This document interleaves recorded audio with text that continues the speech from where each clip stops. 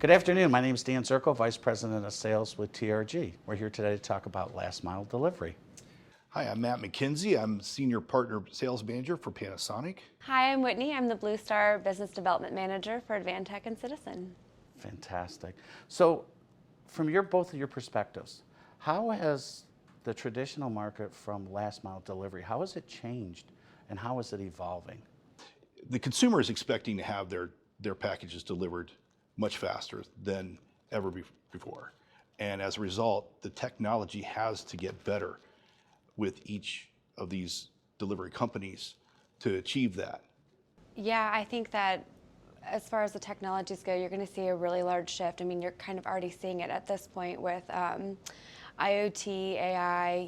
There's going to be a lot more potentially driverless trucks and automation, just simply for the fact that you see such pain points when it comes to warehouse worker turnover, driver turnover, delivery driver turnover. So I think that you're going to start seeing a big push towards that kind of technology. And what I'm finding really fascinating is the impact that COVID is having on all of this. Yes. Because to your point, Whitney, we're starting to see touchless delivery. So we're seeing more and more consumers that are saying, I don't want you touching my package. I'm not going to sign for anything. We used to do all the signature captures. Right. So is that changing what you guys are seeing as well? I know from a Panasonic perspective, we're seeing it quite a bit. We've recently just worked with a reseller who approached us with an opportunity working with a last mile delivery company. And that company was in need of a last mile delivery application. This particular customer was delivering medical grade cannabis to end users, to the customer, but they didn't want the consumer touching a stylus or even using their hand to capture signatures. So we had work with a database of ISVs that we have, and we were able to select a few that actually had some applications that really were very unique in terms of trying to solve this problem. In this particular case, what they needed to do is they needed not only the last mile application, but they needed a way to verify the person getting the cannabis was indeed the person that was supposed to be getting it. So what we did, we tied into a company called Elite Extra that delivered the last mile application. So this delivery company was able to do that. But to solve the problem with the touchless verification, they used another ISV called ID Scan. And what they did there is they used the back of a barcode, or the barcode on the back of the license that they could scan to verify it was that person. So that's a very unique scenario and application, but that's some of how this market is changing today. How about you guys? I'm just seeing such a big push towards that as far as what the consumers want, and then what the retailers and the supply chain are going to have to do on their end to make sure. I mean, consumers, they can get products from anywhere at this point. So from our end, the retailers and the supply chain, we have to make sure that we are getting things to them quickly and cost effective as fast as possible. Every time, right? So Every day, right? Really Where's my package?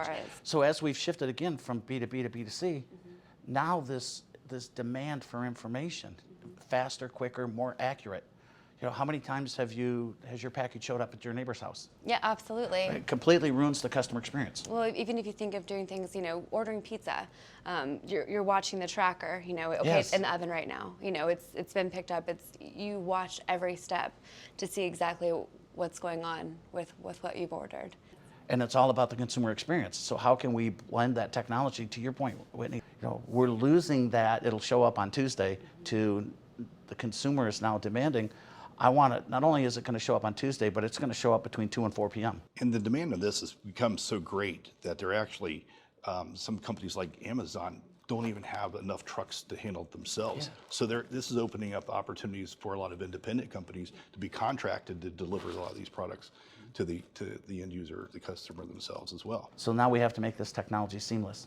Yeah, absolutely. And the barrier to entry is a lot less than it used to be, right? I saw something just recently that said 61% of the customers that complain about a bad experience are complaining about an experience because the package was wet.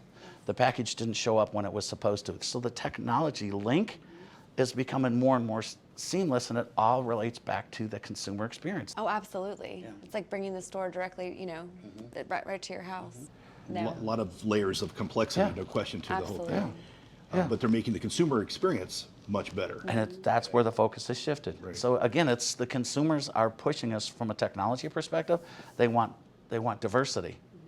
Absolutely. You can ship it to my house or you can ship it to the store and I will choose to go pick it up. Absolutely. No, it plays a big part in the whole concept of this, making it work, is, you know, being able to turn it back, turn it around, send it back if it's not something you originally wanted. When you look at something online versus seeing it real in person, sometimes it doesn't look the same, right?